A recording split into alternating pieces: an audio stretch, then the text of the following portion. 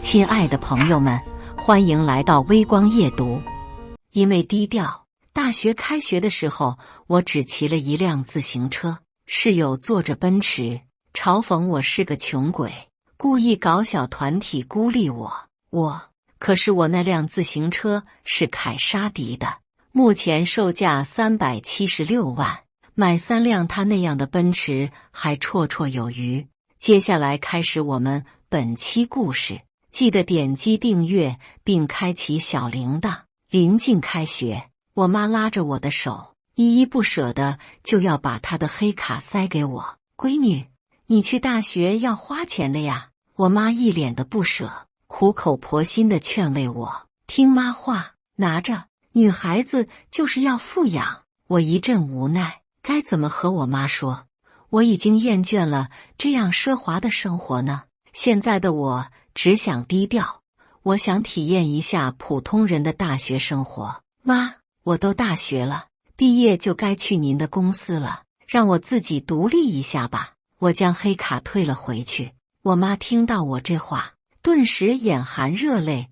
闺女长大了，终于，她没有再继续塞给我黑卡。然而在我说出我要坐公交去京大的那一刻，我妈再次爆发了。豪车，我是绝对不会坐的。在我的据理力争下，我妈降低了要求，最少也要让我骑着我妈送我的18岁生日礼物过去，一辆凯莎迪的山地车。我思来想去，学校里应该是没有人认识这个冷门牌子的，于是我同意了。正在这时，管家一路小跑来到我面前，手中拿着一份外卖，说：“小姐，您的外卖到了。”我低头看了一眼表，顿时诧异，不对啊，距离配送时间都过了1个小时了。管家擦了擦汗，无奈道：“外卖员进入咱们庄园的院子时候迷路了，整整走了40多分钟，才被园艺师看到。”好吧，这确实不能怪外卖员，外卖员也不容易啊。这么想着，我点开了某团，给外卖员打赏了2万块钱。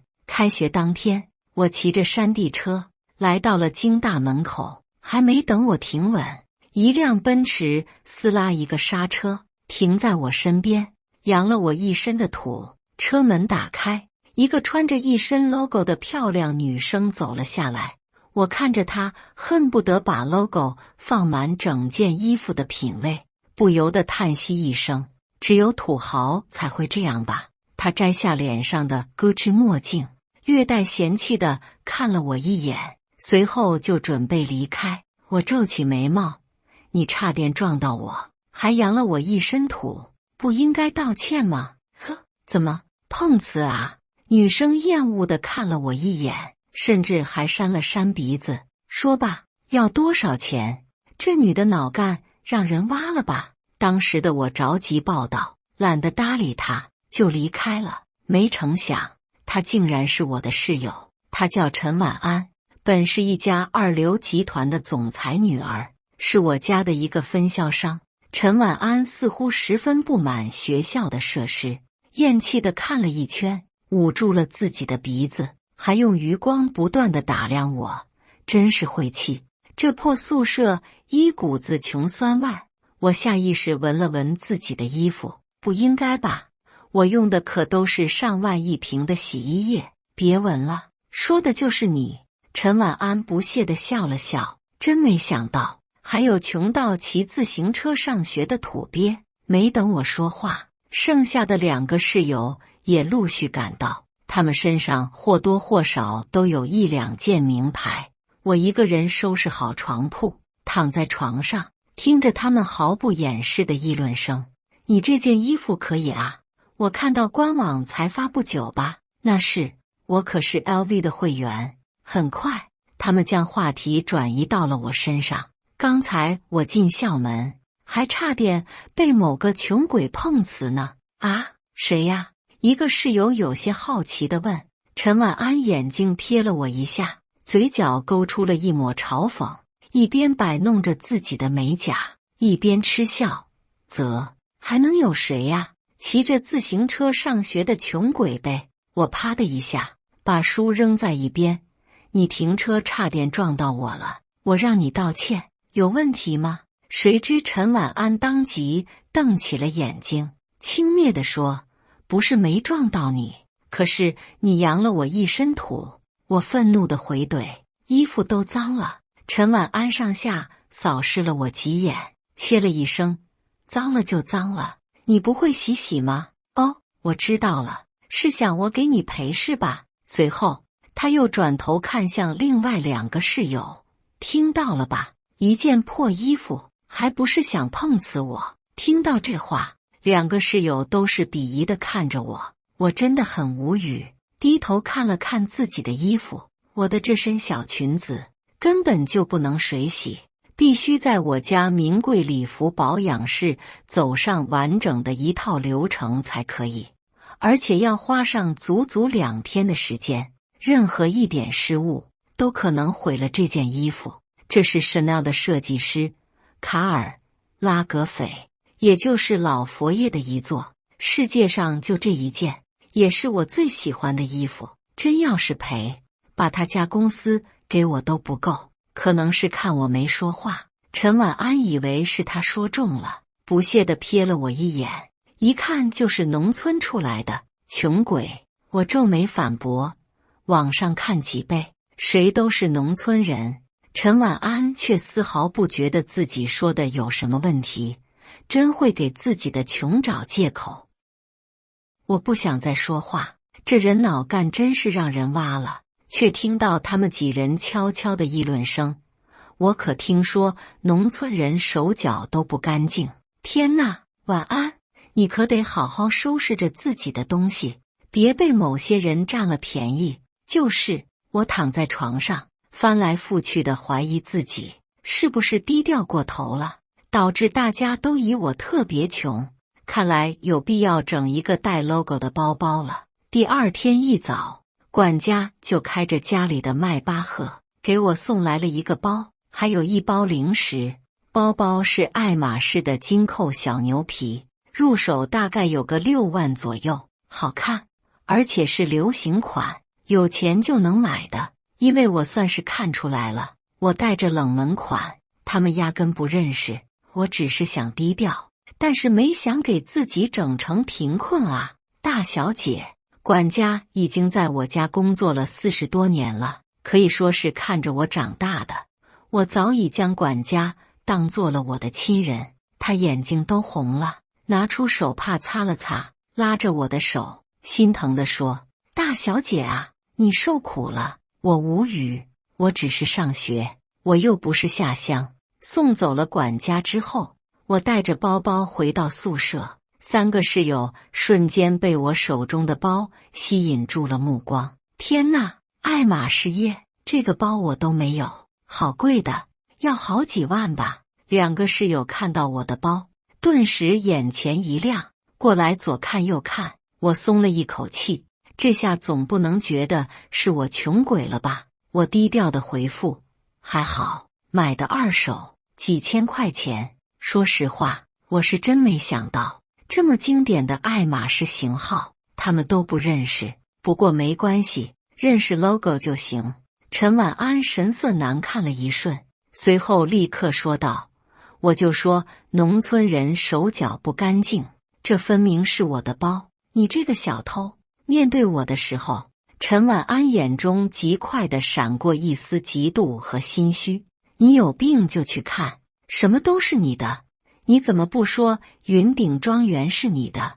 我坐在床上，拆开了管家拿给我的进口零食，嘎巴嘎巴地吃了起来。哦对，忘了说，云顶庄园我家的，占地70多万平，比京都游乐场还大20万平。所以说，外卖员迷路真的不能全怪他，毕竟我们出门都是要乘坐摆渡车，开着导航的。你，陈晚安的脸色十分难看，2个室友犹豫了一下，显然更相信陈晚安一些，皱眉看着我。算了吧，赵清寻，你把包还给晚安吧。是啊，这样不好，你不要因为虚荣就去偷别人的东西啊。我被气笑了，直接把包啪的一下放在了桌子上。你说是你的，你拿出证据来。陈晚安咬着牙，目光阴狠地看着我。要什么证据？你这么穷，怎么可能买得起这个包？哦，那你报警吧。我咬了一口蛋黄派，说道。这下夏晚安说不出话来了，只是面色难看地盯着我。我坦然直视。另一个室友说：报警吧，这种人又穷又偷，不知悔改。陈晚安咬了咬牙，双手握着拳，说：算了，一个包而已，可别，我农村出来的，别到时候你们丢东西全怪我身上。我立马掏出手机，点开了通话页面。你不报警，我帮你。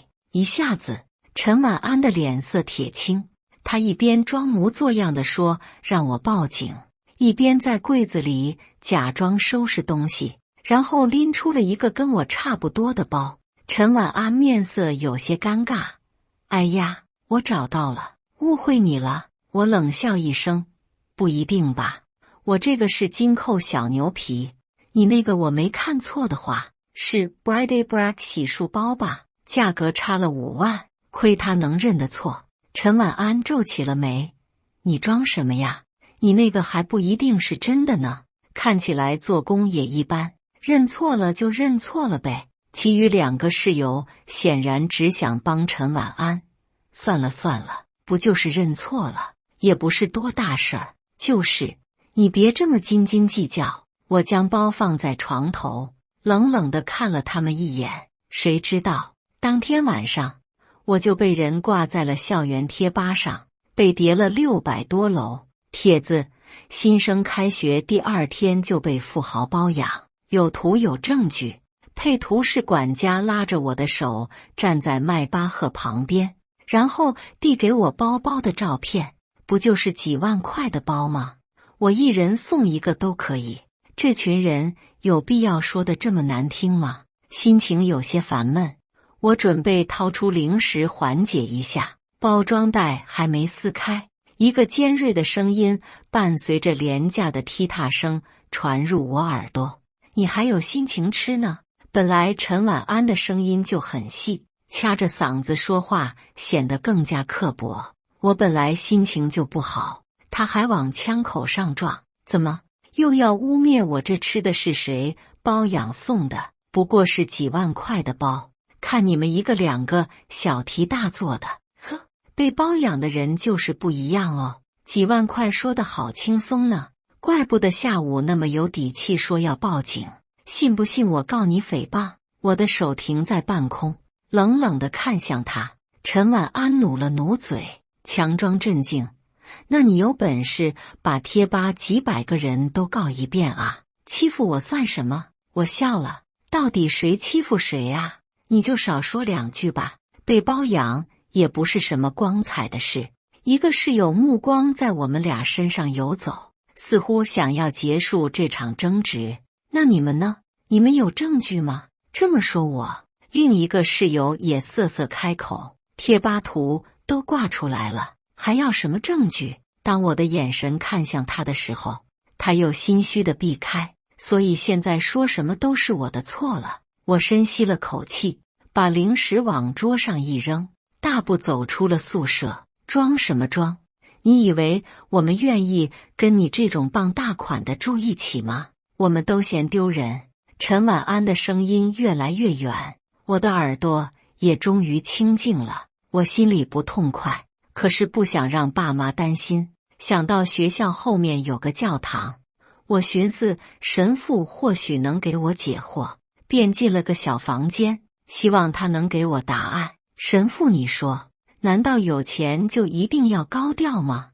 我不过是想低调一点，家里有钱也能是我的错吗？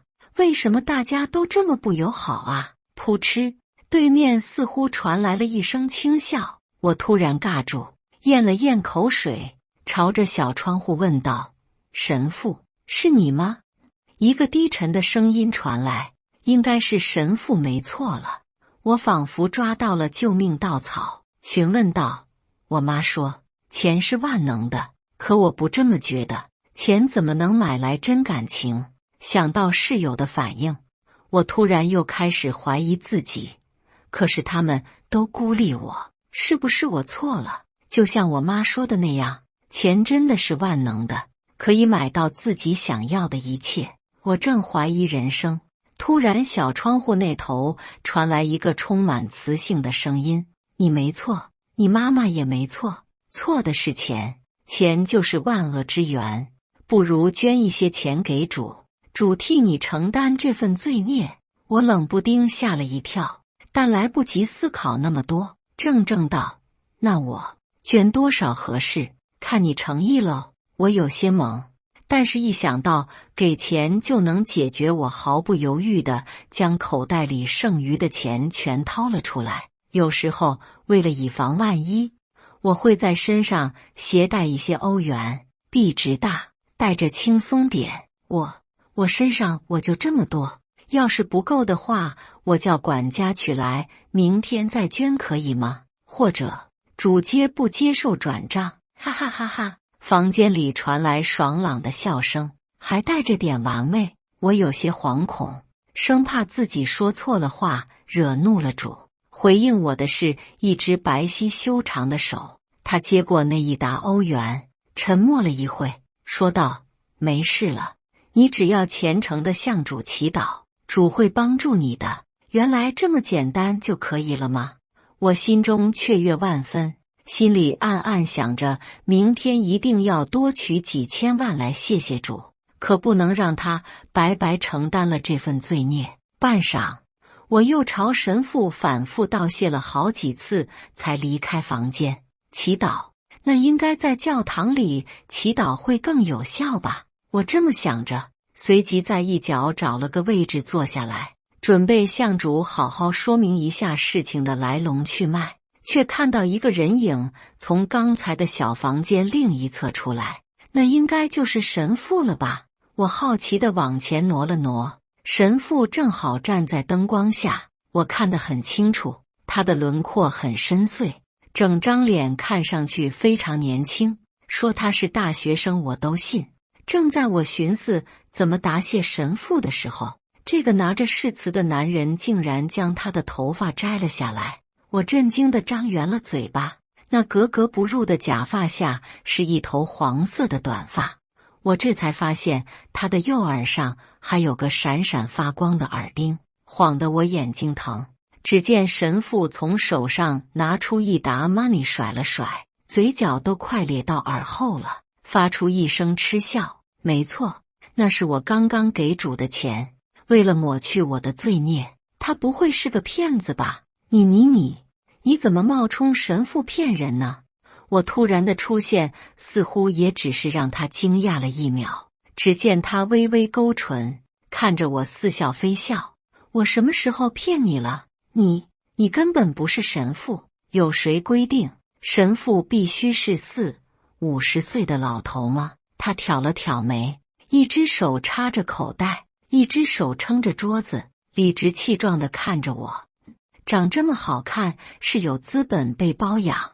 他修长的睫毛在我面前人畜无害地眨了2下，面上的笑容却十分的狡黠。我没有被包养，管你信不信，把钱还我。见我伸手要拿，他竟然将手高高举起。我本来才刚刚到他肩膀，他一伸手，我几乎没可能够到，简直无耻。我说了，这钱已经交给了主，主要替自己承受罪孽，不能收回。这人长得这么好看，怎么说起胡话来脸都不眨一下？什么给主？你又不是神父。谁说我不是？我只是过来兼职的。再说了，你有本事就拿走。他歪着头朝我勾了勾嘴角，又将目光看向高处，灯光下那只骨节分明的手嚣张地晃着，连同那沓欧元。哦，对了，我可没有说你被包养，我只是说你长得这么好看，有这个资本被包养，不像那些人想被包养都没人看得上。我下意识想反驳，猛然反应过来，他好像在夸我。喂，我知道我好看，但也没必要这么入迷吧。你们宿舍门禁时间要到了哦。带着笑意的声音从头顶传来，我恍然回过神，丢下一句要你管，大骗子，便跑了回去。大概是跑得太快了，我的心一直咚咚咚地加速跳动。回到宿舍楼后，我还没来得及调整状态，却见到宿舍门口一片狼藉。我一眼就看到了前不久妈妈送给我的新裙子，我还没来得及穿，这可是意大利工匠为我亲手定制，纯手工打造，花了好几个月才做好的。其他的衣服要么定制，要么是时装秀上绝版的，竟然就这么被扔在了地上。这些衣服怎么也值几千万，我怒了，一脚踹开门。只见陈晚安还打算把我的被子扔出去。门口的衣服谁扔的？我扔的。怎么跟你这种人住一起，我都觉得恶心。你那些衣服还不知道多脏呢。说着，陈晚安直接将我的被子扔在地上，还踩了2脚，眉尾上扬，得意道：不过给我鞋擦一擦，还算凑合。旁边2个室友轻蔑地附和着笑我，好像在看什么笑话。一股怒火积压在胸口，我从未如此生气过。这一刻，愤怒冲破了理智的禁锢，我一只手掐着他往回拽，另一只手往他脸上挥去。啪！清脆的声音回荡在整个宿舍。没错，我扇了他一巴掌，不遗余力。只见陈晚安的脸上赫然多了一个清晰的巴掌印。赵清寻，你疯了吗？你敢打我？陈晚安捂着脸，做事就要还手。我侧身躲了过去，他摔了个趔趄。另外一个室友扶着他愤愤不平：你怎么还打人啊？我再说一遍，给我道歉，把我的衣服捡起来。陈晚安正好看到桌上的镜子，面目狰狞地看向我。我的脸，我跟你拼了！说着，他就朝我扑过来，一把揪住我的头发就要往后扯。我也不示弱，用指甲掐着他的手，他只好疼得松手。你个没脸没皮的贱人，被人包养还嘚瑟，你就是我们学校的笑话，脸皮够厚是吧？我说着上前又给了他一巴掌。陈晚安立马伸手挡住脸，却没来得及，于是他两边脸都是红红的印子。至少我俩被叫到教导处的时候，他的脸还是红的。我也没落得什么好下场，头发被他扯掉了不少，手也被撞得青一块紫一块。一见到辅导员，陈晚安便哭得梨花带雨，看着很是可怜。你怎么回事？赵清寻，怎么打同学呢？我低头沉默，确实是我先动手的，我没占理。况且他脸上的红印子也比我手上的淤青要显眼得多。我不过是说他被包养了，他就打我。辅导员，我才不要跟这种人住一起。好了，宿舍是学校安排的，哪能说换就换？再说了，你要学会自己调节情绪。以后社会上的人各种各样，哪里是你想怎样就怎样的？辅导员，什么叫各种各样的人？我是怎样的人？难道网上一篇帖子就能决定我的为人？你们为什么不去查查事情的真相？辅导员推了推眼镜，语气骤然转换，冰冷且带着一丝鄙夷。苍蝇不叮无缝的蛋，你啊，以后低调点。低调？难道他还不够低调吗？我翻了个白眼，他们3个人站在一边，俨然我成了公敌，貌似我还成了咄咄逼人的那个，还低调呢。他刚刚还一直炫耀不过几万块的包，真怕别人不知道他被包养了。另一个室友看我的时候，满是不屑与嫉妒。好了，别人的事你们不要管太多，做好自己就行了。不要好的不学，净学些坏的。我有钱也算坏，他们倒是想学。我不屑地撇了撇嘴，表示无法理解。你还说陈晚安，你做什么我没办法管，但是作为过来人，我还是劝你不要太拜金，以后这会是你一生的黑点，会让你抬不起头。辅导员正厉声厉色地教育我，突然门口砰的一声，一条大长腿映入眼帘，我们的目光都渐渐向上。那头显眼的黄发让我一眼便认出了他。小神父穿着一身皮夹克，裤子上的链子随着他的脚步叮当作响。这不是校霸宴回吗？听说上次他一个人把隔壁学校过来挑事的全打趴了，超帅的。一个室友充满星星眼地盯着他，语气里满是爱慕。真的哎，哇，他比照片帅好多啊！另一个室友也小声附和道：校霸，这里还有校霸。我不置可否地挑了挑眉，正好对上燕回的目光。只见他一只手就搭上我的肩，扬了扬眉。不是说请我吃夜宵吗？在这干嘛？我的目光一直盯着他搭在我身上的那只手，试图挪开，可他的手好像沾了502一样，掰都掰不动。燕回，你穿的这像什么样？还有你的头发，哪还有学生的样子？辅导员皱着眉训斥着他，但身子却往后退了退。这到底是怕他，还是在训他？这人真的有这么可怕吗？为什么我一点感觉不到？燕回，我劝你离他远一点，别被他骗了。这个女人浑身上下都脏死了。陈晚安的目光也死死地盯着那只修长的手。你好长的手啊，管到我身上了。燕回瞥了他一眼，陈晚安嚣张的气焰立马灭了，缩回一角。我警告你们，可不许学他们，一个整天吊儿郎当，一个爱慕虚荣。如果你们和他们一样，那你们的人生就毁了。辅导员不敢直视燕回，只好对着陈晚安他们训斥一顿，明里暗里嘲讽着我俩。燕回不耐烦地掏了掏耳朵，我感觉到肩膀明显一紧，走了，不想听麻雀叽叽喳喳说些鸟语。不等我做出反应，某人就径直把我带出了教导处。我什么时候说要请你吃饭了？我刚刚帮了你，你不该请我吃饭吗？这话说的，我竟然无法反驳，只是逻辑好像不太对。我想了想，有点绕，但是我懒得思索了。鉴于他刚刚确实帮了我，请他吃顿饭也不是不可。想吃什么？上宴还是海鲜？上宴是我们这有名的高端餐厅，人均消费都是几万起，倒也不是菜真的值那么多，只是里面的环境和服务加分罢了。上宴？哇塞，你请我去那里吃，那可是很贵的。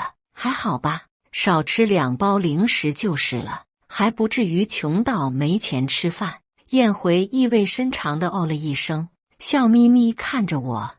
你真这么有钱？还行吧，不算很有钱，有点小钱。确实，我现在身上也没带多少钱，每天零花钱也就几十万，随便买几件衣服就没了。不过吃顿饭还是吃得起的。那走吧，想吃什么我请客。我反客为主，大手一挥，拿起手机就准备叫车。没想到燕回一记板栗敲在我的脑门，虽然不重，但我还是下意识躲了一下。很显然我没躲过。燕回，你干嘛打我？这人怎么不识好歹，请他吃饭还打人？你啊，还真是会于无形中炫富，怪不得他们嫉妒你呢。我哪有炫富？这我可不认，我从来没想炫富，不然就不是这样了。走吧，带你去体验一下人间烟火啊！快点，小短腿。说谁小短腿呢？比一比。燕回把我送到楼下便回去了，我的好心情瞬间一扫而空。算了，就当他们是空气。我这么想着，正准备上楼，手机突然响了，一看竟然是爸爸打来的。这个点他怎么会突然打电话给我？该不会是看到了我有些慌张地接通电话，大脑飞速运转，想着该怎么和父母解释现在的处境会比较好一点。寻寻啊，睡了吗？我以前总是不理解，为什么爸爸在电视上的声音那么低沉严肃，一和我说话就像门口那老大爷，语速慢还带着几分老态。没呢，刚吃完饭回来，怎么这么晚吃饭啊？学校怎么样？大家都还好吧？还适应不？仔仔，我挑了挑眉，在思索他这是在试探我还是真的不知道。还行。有什么事吗？怎么没事就不能关心一下我们的小公主吗？我爸这个人我可太了解了，这个语气一定是有事。果然，下一秒就原形毕露了，说是半个月后有一个宴会。你就是想让我去见那个张家的小公子吧？我都说了，不要把我牵扯到你们的伟大事业里去。就这样，我不爽地挂了电话，径直走向宿舍。张家的实力和我家相差无几，具体谁更胜一筹，我也不清楚。我只知道他家也很有钱，而且张家大当家和我爸爸还是很好的合作伙伴加兄弟，所以他们一直有意撮合我和那个张家公子。可是我却打心底里反感这种事情，况且我总觉得真爱可遇不可求，才不要和这种利益牵扯在一起。那就变了味，又是傍大款，又是勾搭校霸。赵清寻，你真可以啊！我脑袋里还是张家的事。一进房间就听到陈婉安阴阳怪气的声音：救命！他什么时候能消停点？我心中竟然生出了想要用钱关上他的嘴的想法。当然，我还没来得及反驳，他们话锋一转，开始议论起宴会。不过，虽然这个宴会又帅又能打，但是家里好像很穷。一个室友敷着面膜悠悠说道，另一个爱慕他的室友略带失望地询问：啊，有多穷？我放下包，安静地听着他们说下去。陈婉安鄙夷地朝我瞥了一眼，和他一样，只骑得起自行车。呵，真是井底之蛙。我冷笑一声，懒得辩驳。至于宴回骑的是哪种自行车，我也不得而知。不过看他今晚的反应，应该不可能是我那种。陈婉安一听我的语气，又想和我吵，被另外2个室友劝住，于是他们继续损宴回。你们没听说吗？他大一刚进来就把大3的学长打了，嚣张得很。看他穿成那样，跟个小混混有什么区别？也就赵清寻谁都不挑了。呵，说着说着，陈婉安又把矛头指向我，我忍不住为宴回辩驳一句：你们很了解他，每天什么都不懂，就凭只言片语诽谤别人。我顿了顿，嘲讽道：忘了，这是你们最擅长的事情。呵，你别看他现在对你挺好，等他对你拳脚相向，或者把你卖了的时候，你可别哭着求我们救你。那个一直诋毁宴回的室友一副等着看我笑话的模样，我还想继续反驳，却也没了根据。他背后可有人撑腰呢，不比我们瞎操什么心，别惹了一身骚。陈婉安扭着小腰从我身边走过，表情满是挑衅。熄灯之后，我躺在床上辗转反侧，想着他们说的话，又想到宴回的种种行为，心里不免有些打鼓。而后的几天，室友们对我的嘲讽也从未停止过，他们一有机会就要嘲讽我2句，流言止于智者。很显然，他们太过愚蠢，因为心情不好，我没课的时候就爱去附近的商场逛街。这天，我买了2个 Gucci 的新款包包，高兴地拎回宿舍，一路哼着小歌。买了新的包，应该再让威廉帮我做几身小裙子了。我又突然想到上次小裙子被扔地上的事情，只好作罢。可不能让威廉的手艺糟蹋在这种人手上。看看人家，每天不是新包就是新鞋，真是羡慕不来啊！刚进门，左手边的室友就开始阴阳起来。我不打算搭理他们，每次和他们争执，总会让我的心情越来越差。我一张嘴也敌不过他们3个人。你要是能每天晚上伺候老头，你也能。陈晚安的话总是最毒的那个。我手微微一顿，深吸了口气，心里安慰自己不要理他们。见我不还嘴，他们也觉得无趣，只是嘲讽2句，便一前一后去了教室。我松了口气，也准备整理一下书本去上课。下了课一起吃饭不？突然，手机传来震动的消息，我打开一看，是燕回。我的手指在键盘上停留了2秒，还是把消息删除了。虽然他帮过我那次，但我也请他吃了饭。之前装神父骗我，我都没和他计较，这样我也不算亏欠他吧。课间的时候，坐我隔壁的同学突然好奇地探过头问了我一句：“这笔哪里买的？真好看。”这笔是定制的，可能买不到。我这么说，他估计也不会信。我只好答道：“门口的超市买的，很便宜的。你别看外壳好看，都是塑料的，说不定是10块钱3根的那种。”陈晚安不知道什么时候带着2个跟屁虫压在了我桌前，真是阴魂不散。我这么想着，起身准备离开。总之我惹不起，我还躲不起了。怎么这么说呢？人家一晚上就能买好几个包，你说是吧？陈晚安挡住了我的去路，他特意提高了音量，惹得周围的同学驻足观望。你不要太过分，陈晚安，我不想惹事，但也不代表我怕事。怎么，要不和同学们说说，你一晚上多少钱？看看在座有没有公子哥能付得起。教室里传来一阵嗤笑，另一个室友附和道：“对啊，总比去伺候老头好吧？”面前的几个人掩面而笑，眼里却是无尽的嘲讽。周围的人将我围住，耳朵里都是不堪的流言。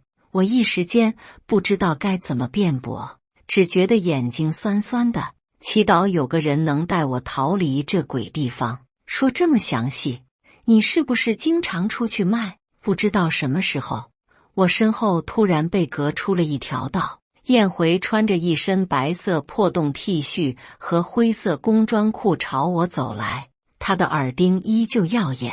我知道他是来帮我的，可此刻我却有些退缩。燕回一来，所有人都退避三舍，他径直抓着我的胳膊，目光冷冷地扫过我面前的室友。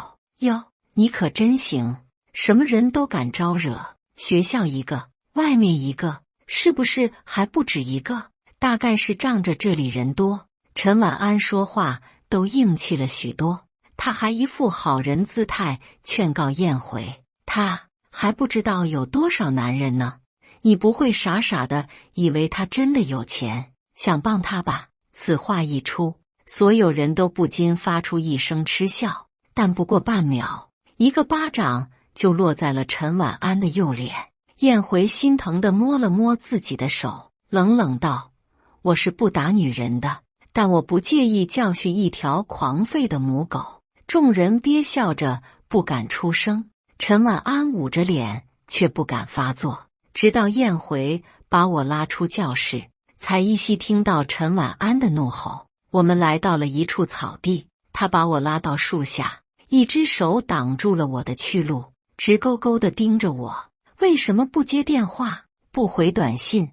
刚刚他那一巴掌我是看在眼里了，有些害怕，不敢看他，但我好歹也是亿万资产的继承人，怕一个混混以后还怎么发扬光大家业。于是我鼓起勇气回应道：“我在上课啊。”说着，我试图从他手底下钻出来，没想到他直接一个拎小鸡的姿势揪住我的衣领，然后若无其事地继续质问道：“上课一下手机都不看。你知不知道我给你发了多少消息？我还以为你……燕回的语气有点急，我下意识抬头看了他一眼，正好对上他那双桃花眼，浓密的睫毛每眨一下，仿佛都在撩动人的心。你以为我什么？这下换燕回不敢直视我了，但也只维持了2秒。我还不是怕你这个笨蛋被人欺负，不敢还手。提到这个，他的脸色就变得严肃，整个人仿佛都有些生气。我咽了咽口水，我才没有，我只是懒得计较。大概是看出我的嘴硬，他恍然一笑，竟让我看得有些入迷。燕回的五官精致得像精心雕琢过的，剑眉星目，大概就是这个样子吧。喂，赵清寻，你怕不怕我？我正欣赏美男子，突然冷不丁被 Q 了一下，本能地摇了摇头。不怕的话，就做我女朋友，以后我保护你。他用手轻轻勾起我的下巴，突然视线交汇，我甚至能从他的瞳孔中看到自己的倒影。这算什么？表白吗？我脑子突然有些宕机，我还是第一次被人这么直球的表白。最重要的是，我看着他，第一时间竟说不出拒绝的话，只是觉得有些荒唐。而且，如果我拒绝的话，我会不会被他追杀啊？心里幻想了无数种可能，就是忘记回答他。不说话，我就当你答应了喽。他勾了勾唇，突然欺身过来，我眼前一黑，意识到他想做什么之后，瞳孔开始地震。我还有事，先走了。就差1秒，我不自觉咽了咽口水，抿住嘴巴，双颊通红。对于刚刚发生的一切，我还有些懵。都怪美色误人，哪有这样表白的？还不说话就答应了，太流氓了。反正我才没有答应。这么安慰着自己，我慢慢调整呼吸，来到宿舍楼下，远远便看见陈晚安一把鼻涕一把眼泪的在哭诉，而站他面前的人一身西装皮鞋，头顶略微有些秃，还顶着个啤酒肚，轻轻拍着陈晚安的肩膀。这个人我是见过的，小时候在爸爸办公室见到过，他应该就是某个业务条线的管理层罢了，不是什么高层。想到刚刚发生的事，我突然有点心虚，要不还是绕远点吧。就在我准备回头的时候，一个熟悉的声音在我的身后怒吼一声，没错，喊的正是我的名字，赵清寻，你给我站住！我扶了扶额，心里暗暗骂着倒霉，但还是面不改色地走了过去。毕竟打他的又不是我，他还能拿我怎么着不成？这么想着，我稍微理直气壮了一些，径直走了过去。爸，就是他，就是你欺负我女儿是吧？父女俩一起质问我的时候，还真是如出一辙。我突然觉得有点好笑。你还敢笑？今天你必须跪下来给我女儿道歉，否则我让你吃不了兜着走。嚯，这么嚣张！我有些疑惑，看着陈晚安父亲，显然他并没有认出我，大概是女大18变，他认不出也是正常的。不过这样也好，正好看看他能整出什么幺蛾子。我双手环胸，挑了挑眉，我要是不呢？爸，你看到了吧？我平常被他欺负的可惨了，之前他还打过我一次，我两边脸都肿了好久。陈爸一脸心疼地搂着陈晚安安慰道，爸爸这不是来了吗？放心，一定给你讨个公道。说罢，男人厉声看向我，我不管你是通过什么渠道来这里的，卖身也好，卖肾也罢，你既然好不容易混进来，怎么不知足呢？父女俩还真是一个德行。我掷地有声反问道，我钱从哪来的，关你们什么事？我一不偷二不抢，你女儿嫉妒我有钱，天天造谣，你才是该好好回去教育一下，别让她在这里丢人。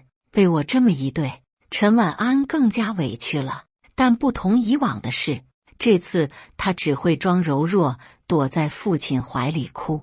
试问哪个父亲能看见女儿这样被欺负？于是陈爸怒了：我女儿轮得到你指手画脚，听晚安说你穷的只能骑自行车上学，却还非要装有钱人，买各种名牌包。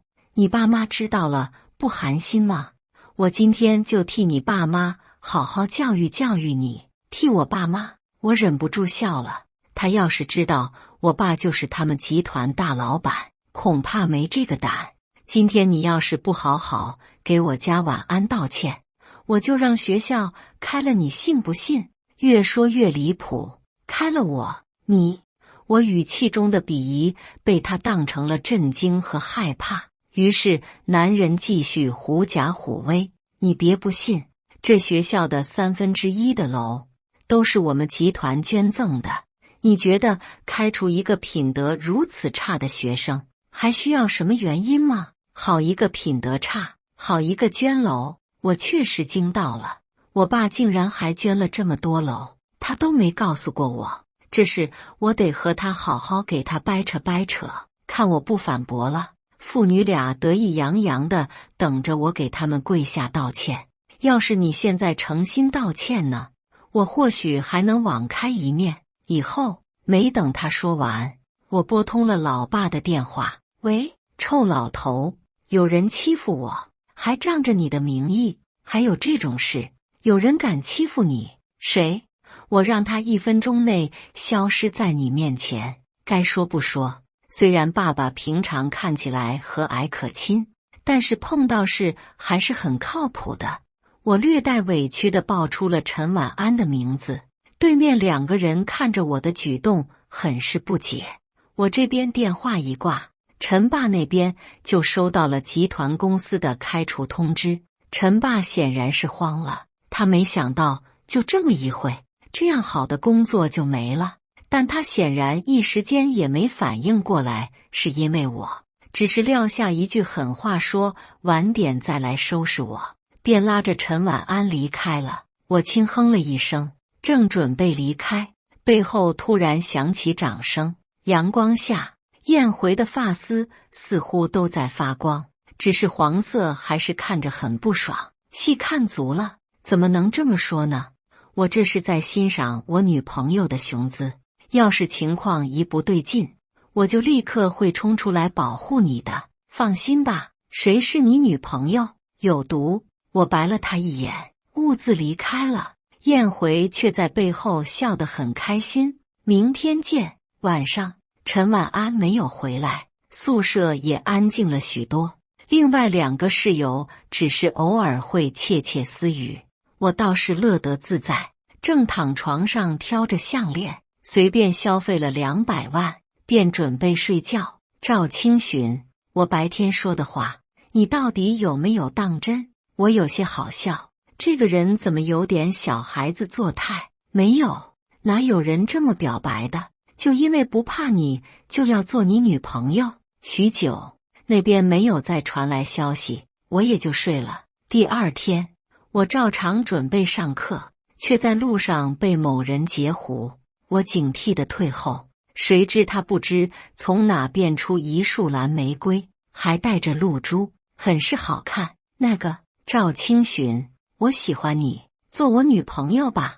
他一只手直直将花对到我眼前，脸撇过一边，显然很是不适应自己这副姿态。我不禁笑出了声：你这是从哪学的？你管我，反正我表白过了，你现在就是我女朋友了。结果还是没等我回答，他再一次替我答应了。只是这一次，我竟然觉得他有些可爱。走了，带你上课。燕回搂着我的肩膀往教学楼走去，我试图挣脱，却被他禁锢。你真的是流氓哎，那就做我的压寨夫人，你可没有拒绝的选项。果然是流氓。这节必修课都没有看到陈晚安的身影。下课后，一个室友过来告诉我他已经退学了。我若有所思地哦了一句，本来还想给他们一次机会的，道个歉我就放过他们。既然如此，那随便了，反正我对他们也没有什么好感。对了，他还祝你和燕回百年好合，让你把燕回好好包装一下，不要丢了你的人。很显然，他们已经知道了我的真实身份，那想必也知道了我和张家小公子的事。陈婉安这话恐怕就是为了威胁我吧，但这又如何？就算是没有燕回，我也不想实行所谓的商业联姻。况且燕回除了没钱，还有那头碍眼的黄发，也没什么不好的，至少比张家公子好。晚上，我果然接到了老头的电话，心里已经酝酿了100套说辞来对他，没想到他却只是叮嘱我说要去参加张家公子的生日宴会，不去的话就冻结我的资产。这次他没有给我拒绝的余地，但奇怪的是，却也没有提燕回的事。我想了想，或许趁这个机会说清楚，也不失为一种好选择。接下来的几天，燕回像个跟屁虫一样，每天上课下课，总能准时在我必经之路上偶遇我。今天天气真好，听说你喜欢吃这种零食，路边摘的野花，好看不？它像个百宝箱，每天给我变着花样逗我开心。而我也慢慢了解到，他根本不像其他人口中那样是个混混。他除了偶尔去教堂打工之外，根本也没有和任何人厮混。渐渐的，我好像习惯了他陪在我身边，而且他每天换着法子给我送礼物，我是不是也应该回应一下？这么想着，我挑了一块梵克雅宝的腕表，特意挑了款低调的，也就几百万，不过他应该认不出这个牌子。下课后，我在路上将盒子递给他，虽然心里有些紧张，但还是装作淡定。给你的，给我的礼物。燕回满眼小星星的拆开，夸张的哇哦了一声。这要多少钱？看起来很贵的样子。4000。我差点被自己的口水呛到，本来还想说只要几万的，只好接着他的话。对，你眼光不错嘛，哈哈。那当然，不过你送人礼物都这么贵的，你家到底多有钱啊？我笑着的指了指脖子，卖血赚的。谁知他突然起身靠过来，温热的鼻息在我脖间弄得痒痒的。我看看，没有痕迹，做得不错嘛。我笑着将他推开，脸已经有些发烫。于是那整晚，我都梦见某人盯着我的脖子看。这期间，总有人有意无意给我传输燕回想吃软饭的信息。其实我这么多钱，养他完全可以啊，只要我们感情好。这周末就是那个张家小公子的生日了，我被强迫买个礼物给他，但是我是真不想对他花心思。于是我立刻拉上燕回，去哪？陪我给狗挑个礼物。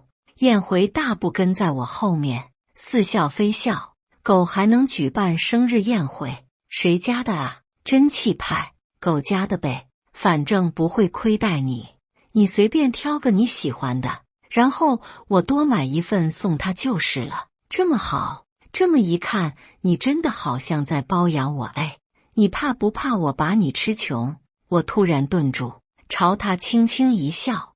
你怕是没这个本事，要吃穷我家，光靠个人恐怕是败不掉。对了，那只狗生日什么时候啊？这周日。